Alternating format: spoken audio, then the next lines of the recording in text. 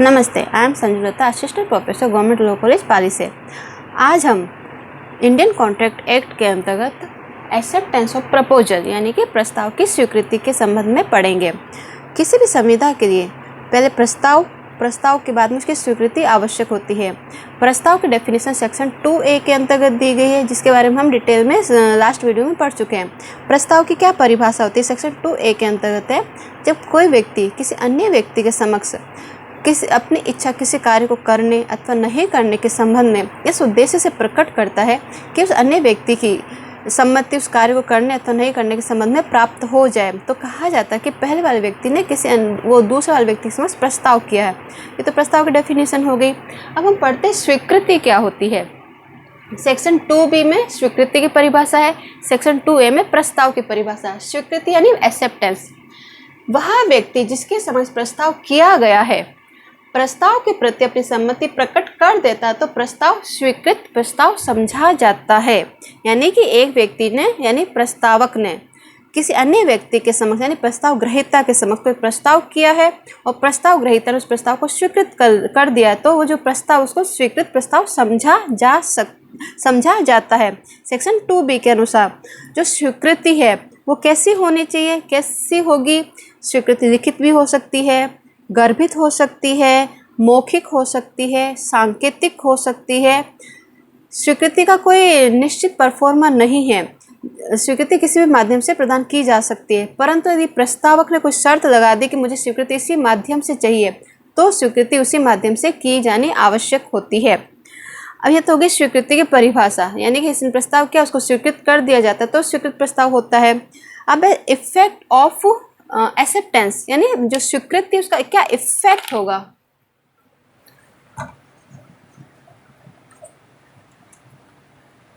Effect of acceptance,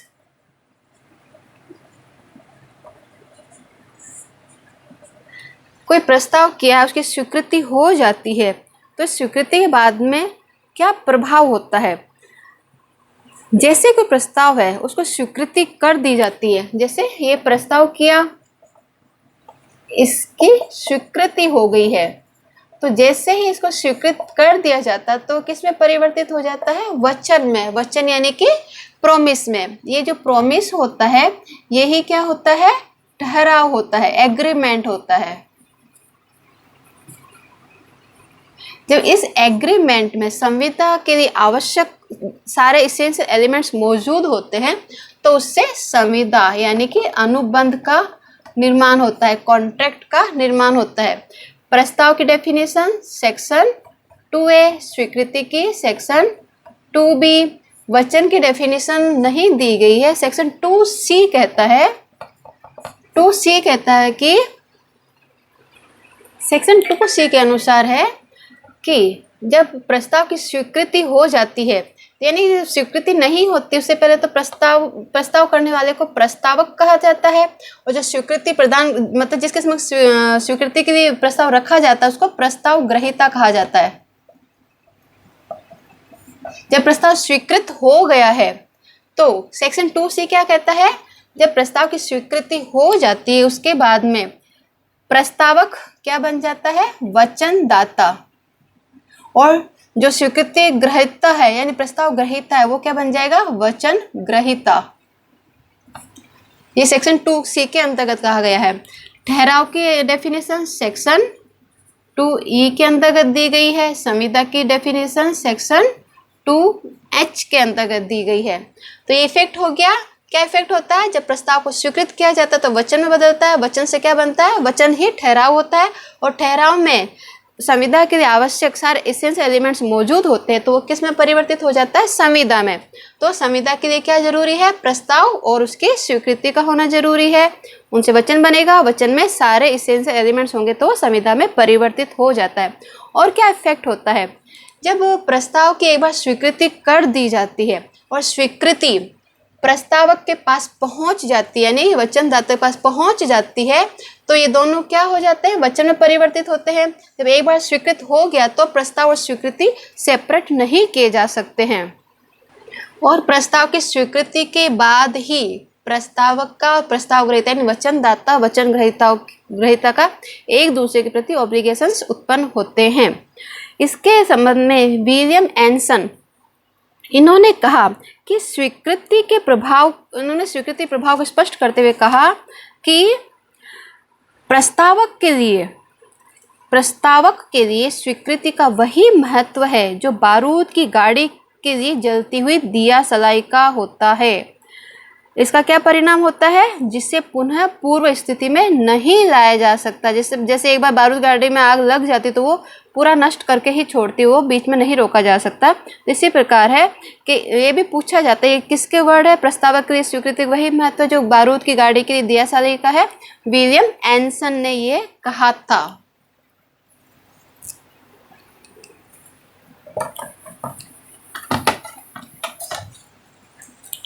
William एंसन, short में पूछा जाता है कि वर्ड किसके हैं। अब हम पढ़ते हैं हु में एक्सेप्ट यानी स्वीकृति कौन दे सकता है। हु में एक्सेप्ट स्वीकृति कौन दे सकता है। इसके संबंध में दो बातें हैं। पहला है विशिष्ट प्रस्ताव की दशा में। विशिष्ट प्रस्ताव क्या होता है ये अपन ने पहले पढ़ चुके हैं। विशिष्ट प्रस्ताव के अंतर्गत किसी व्यक्ति विशेष को प्रस्ताव किया जाता है तो वह व्यक्ति विशेष ही इस प्रस्ताव की स्वीकृति दे सकता है। तो विशिष्ट प्रस्ताव में व्यक्ति विशेष ही प्रस्ताव की स्वीकृति देगा।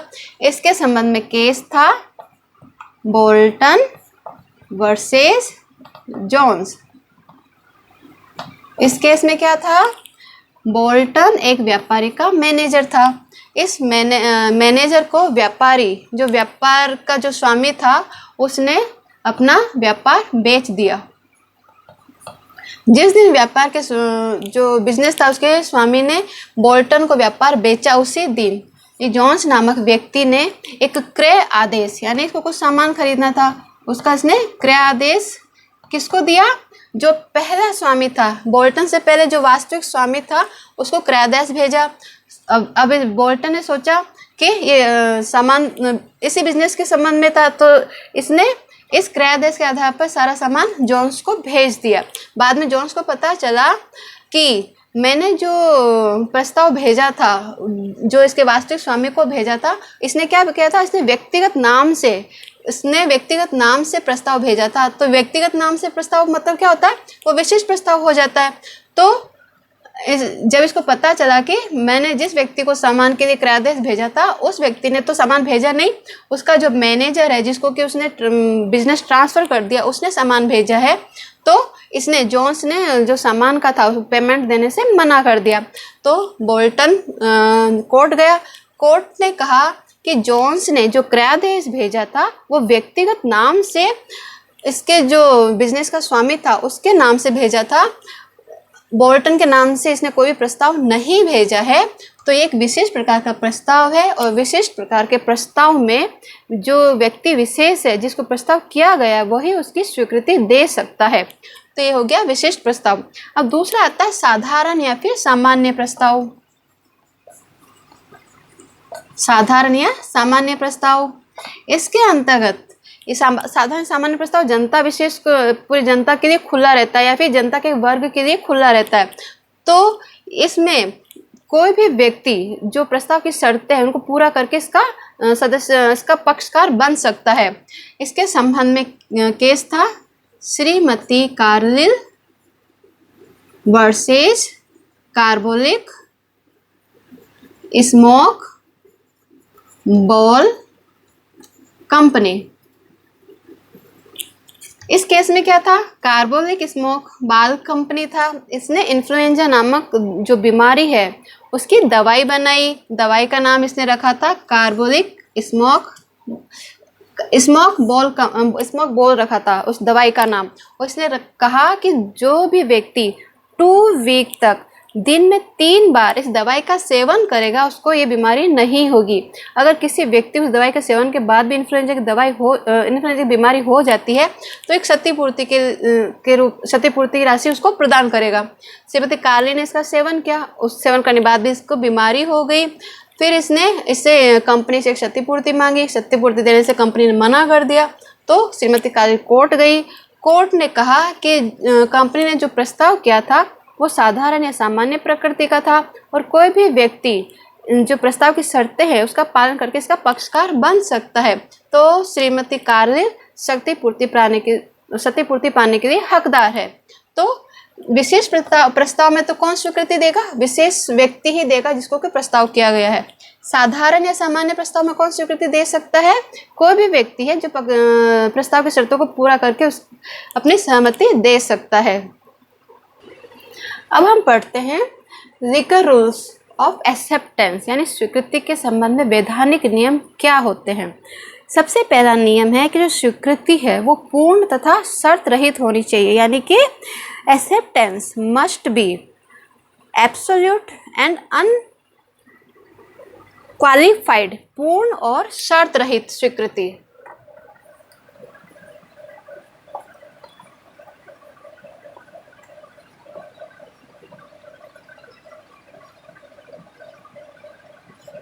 पूर्ण तथा शर्त रहित स्वीकृति होनी चाहिए, यानी जब प्रस्ताव में शर्तें दी गई है उन शर्तों को मानते हुए स्वीकृति दी जानी चाहिए। स्वीकृतिकर्ता अपनी ओर से कोई नई शर्त लगाएगा तो वो स्वीकृति नहीं मानी जाएगी, इसको काउंटर ऑफर कहा जाएगा। जैसे कि ए के पास है कार, ये बी को ऑफर देता है कि मैं अपनी कार 50,000 में तुम्हें बेचना चाहता हूँ, क्या तुम खरीदोगे? बी कहता है कि मैं तुम्हारी कार खरीदूंगा परंतु 50,000 में नहीं, 40,000 में। तो यहाँ पे क्या है, बी ने दिया जो बात कही वो स्वीकृति परिभाषा में आती है? नहीं, वो क्या होता है, वो काउंटर ऑफर होता है। जब स्वीकृति प्रस्तावक की भिन्न शर्तों पर स्वीकार की जाती है तो वो काउंटर ऑफर होगा, उसे स्वीकृति नहीं माना जाता है, इससे किसी भी प्रकार का वचन का निर्माण नहीं होता है। तो इसके लिए क्या जरूरी है, स्वीकृति पूर्ण होनी चाहिए तथा शर्त रहित होनी चाहिए। इसके संबंध में केस है जॉर्डन तथा नॉर्टन।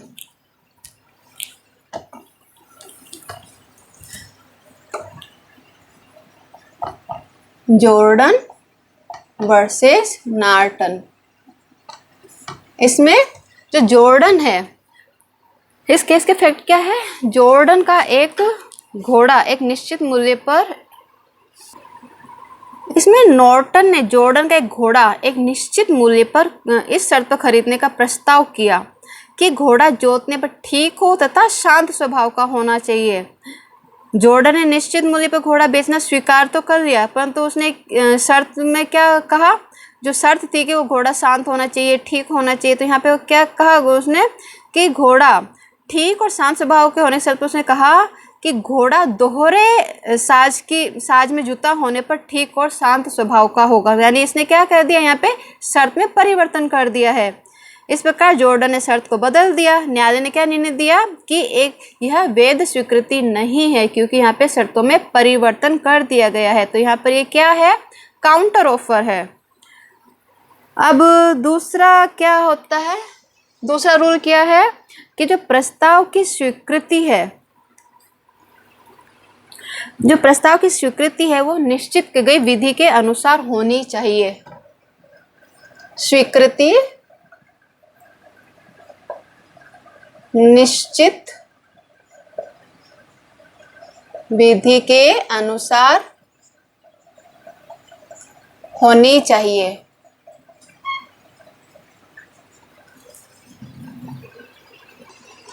ऐसे तो स्वीकृति का कोई एक परफॉर्म है, ये मौखिक भी हो सकती है, लिखित हो सकती है, सांकेतिक हो सकती है, परंतु यदि प्रस्तावक ने स्वीकृति संबंध में कोई निश्चित विधि बता दी कि उसके अनुसार उसको स्वीकृति दी जानी चाहिए, तो उसके अनुसार ही उसको मिलनी चाहिए। यहाँ पर प्रस्तावक के पास चांस होता है कि वो उसको स्वीकृति को कैंसिल कर सके। इसके लिए भी है कि जब प्रस्तावक ने कोई निश्चित विधि बता दी कि उसको तार, जैसे कि ए और बी, कोई प्रस्ताव करता है बी के सामने और वो बी से कहता है कि तुम मुझे अपनी स्वीकृति तार के द्वारा बताना। इसने बता दिया तार के अनुसार बताना, तो यहाँ पे बी की क्या ड्यूटी है कि वो अपनी जो स्वीकृति वो तार के माध्यम से इसको प्रदान करे। अब बाय द वे ये बी तार के माध्यम से प्रदान नहीं करता, किसी अन्य माध्यम से स्वीकृति प्रदान करता है। वो साधारण डाक से स्वीकृति भेज देता है, तार की जगह साधारण डाक से स्वीकृति भेज देता है। तो यहाँ पे क्या इफेक्ट होगा, यहाँ पे बी के पास चांस है कि इसकी स्वीकृति को कैंसिल कर दे, परंतु इसके लिए क्या है, इसके बाद जो इसके लिए उसे इसने जो स्वीकृति दी है उसको एक उचित समय है, उचित समय के अंदर अंदर इसको स्वीकृति को कैंसिल करना पड़ेगा। यदि इसने उचित समय के अंदर इस साधारण डाक द्वारा भेजी गई बी द्वारा भेजी गई स्वीकृति को कैंसिल नहीं किया है तो ये स्वीकृति वैलिड मानी जाएगी और इससे एग्रीमेंट का निर्माण हो जाएगा। तो जहाँ पे प्रस्तावक ने कोई विधि बता दी है उस विधि के अनुसार अगर स्वीकृतिकर्ता स्वीकृति नहीं भेजता है तो प्रस्तावक एक उचित समय के भीतर उस स्वीकृति को कैंसिल करवा उसको कह सकता है कि मैं तुम्हारी स्वीकृति को नहीं मानता हूँ, तो वहाँ पे वो कैंसिल कर सकता है, अन्यथा उसकी जो स्वीकृति है, जो स्वीकृतिकर्ता ने स्वीकृति दी वो वैलिड मानी जाती है। परंतु भारतीय न्यायालय कहता है कि जो प्रस्तावक ने जो विधि निर्धारित की है वो निर्धारित विधि का यथोचित और तर्कसंगत अर्थ लगाना चाहिए। यदि प्रस्तावक ने पत्र द्वारा स्वीकृति मांगी है किंतु स्वीकृतिकर्ता व्यक्तिगत रूप से वहां पर उपस्थित होकर अपनी स्वीकृति दे देता है तो भी वह वैध ही मानी जाएगी। इसके संबंध में केस था सुरेंद्र नाथ वर्सेस केदारनाथ।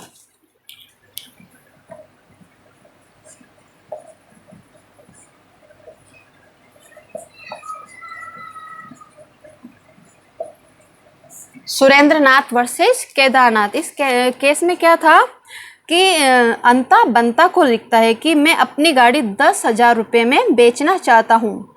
यदि आप खरीदना चाहते हैं तो संता को दिल्ली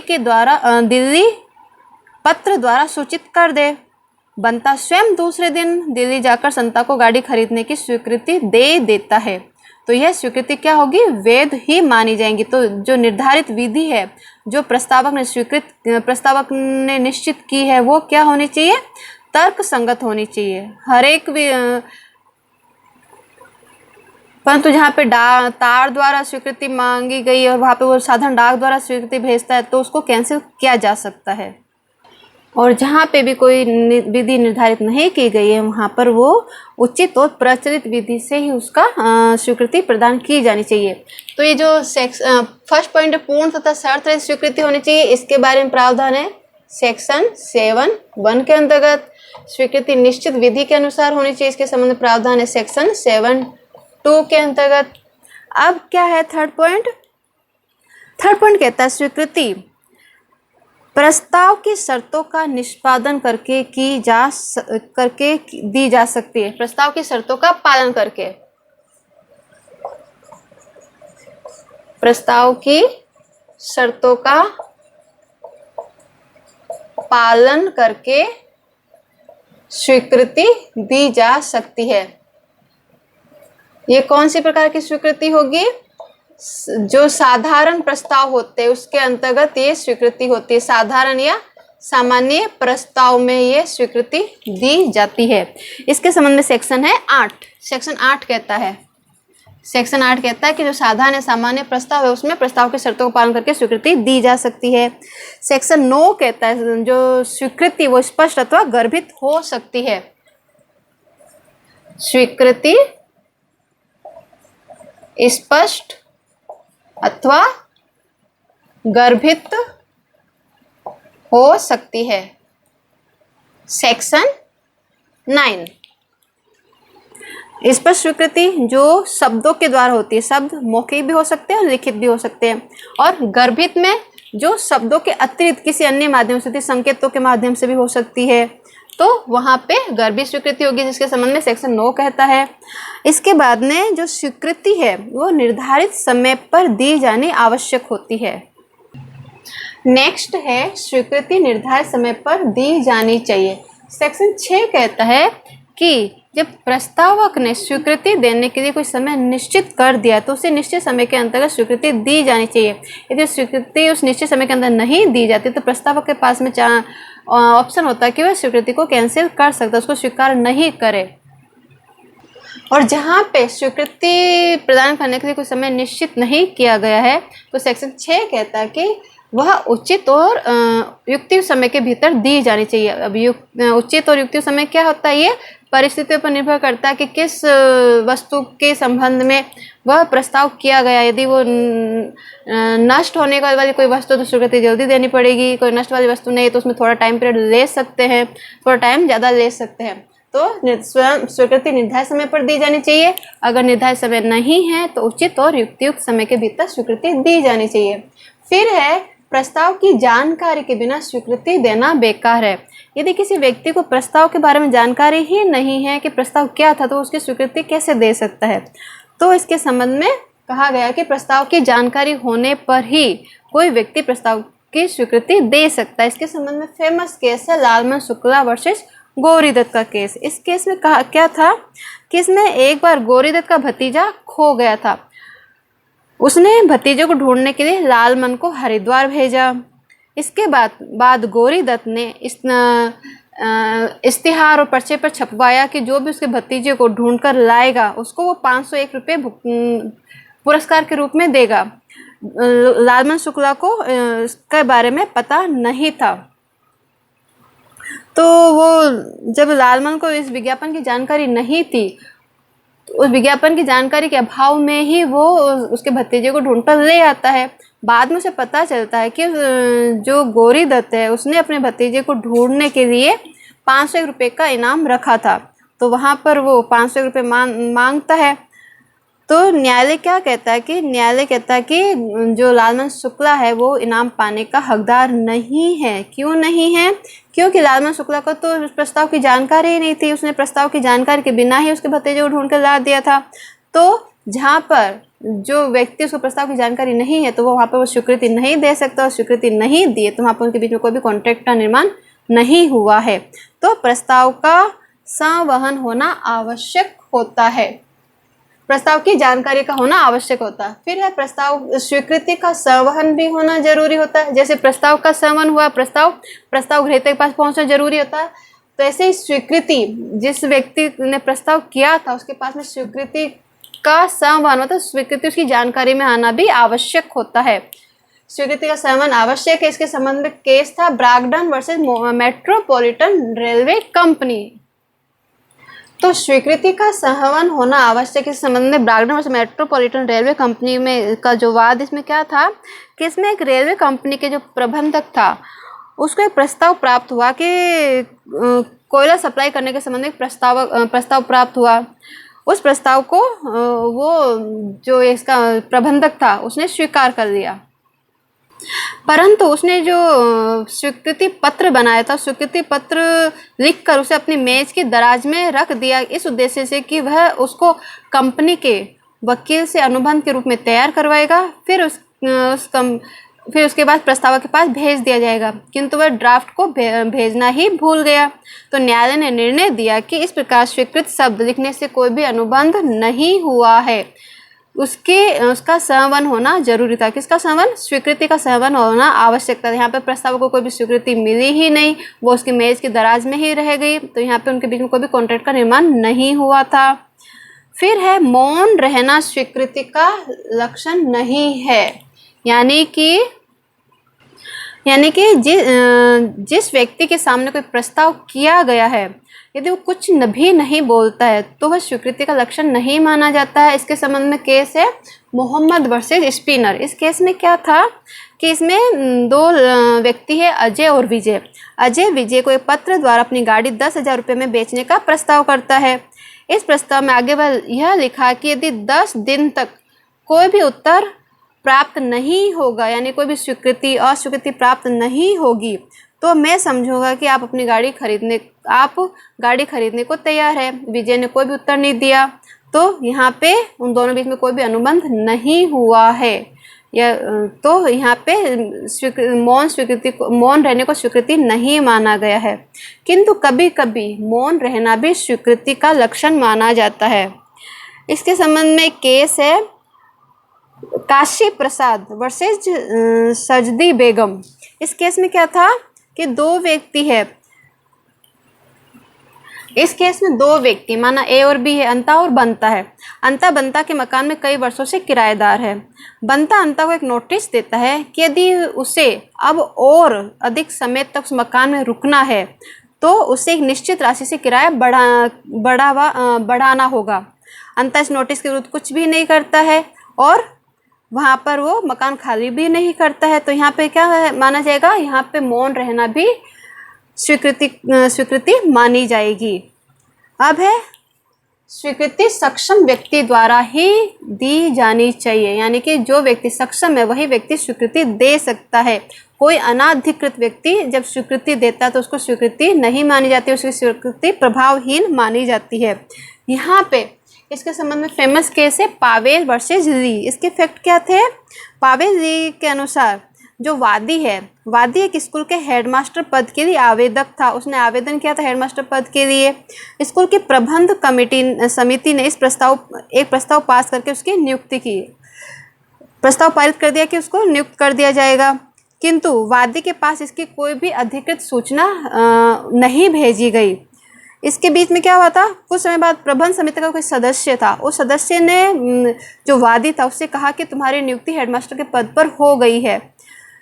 फिर बाद में जो प्रबंध समिति थी, प्रबंध समिति ने अपना जो डिसीजन था कि जो वादी को हेडमास्टर नियुक्त किया जाएगा, उसने डिसीजन चेंज कर दिया, किसी अन्य व्यक्ति को हेडमास्टर नियुक्त कर दिया। तो जो वादी था उसने कहा कि जो स्कूल का प्रबंध समिति, उसने अपना जो अनुबंध था वो अनुबंध को क्या कर दिया है, भंग कर दिया है। तो यहाँ पे न्यायालय ने क्या कहा, न्यायालय ने निर्णय दिया कि प्रबंध समिति की ओर से अधिकृत सूचना के अभाव में यहाँ पर कोई भी अनुबंध नहीं हुआ है। अधिकृत सूचना जब प्रबंध समिति के माध्यम से उस वादी के पास पहुंचती तो वो वैलिड होती। यहाँ पर एक प्रबंध समिति के सदस्य द्वारा सूचना दी गई है, बाद में प्रबंध समिति के डिसीजन में चेंज हो गया, तो वो जो अनाधिकृत सूचना उसको प्राप्त हुई थी उसकी कोई भी वैल्यू नहीं है। तो इस केस में कहा गया कि किसी अनाधिकृत व्यक्ति से प्राप्त सूचना दरवाजे के पीछे से सुने गए शब्दों की भांति प्रभावहीन होती है। इस केस में कहा गया था, कई बार पूछा जाता है किस केस में कहा गया था, कि किसी अनाधिकृत व्यक्ति से प्राप्त सूचना दरवाजे के पीछे से सुने गए शब्दों की भांति प्रभावहीन होती है। पावेल वर्सेस ली का केस था, 1908 का केस है ये। तो ये सारे एक्सेप्टेंस के संबंध में वैधानिक नियम हैं। तो आज हमने पढ़ा स्वीकृति क्या होती है, कौन व्यक्ति स्वीकृति दे सकता है, स्वीकृति का क्या इफेक्ट होता है, स्वीकृति के संबंध में क्या लीगल रूल्स है। Thank you.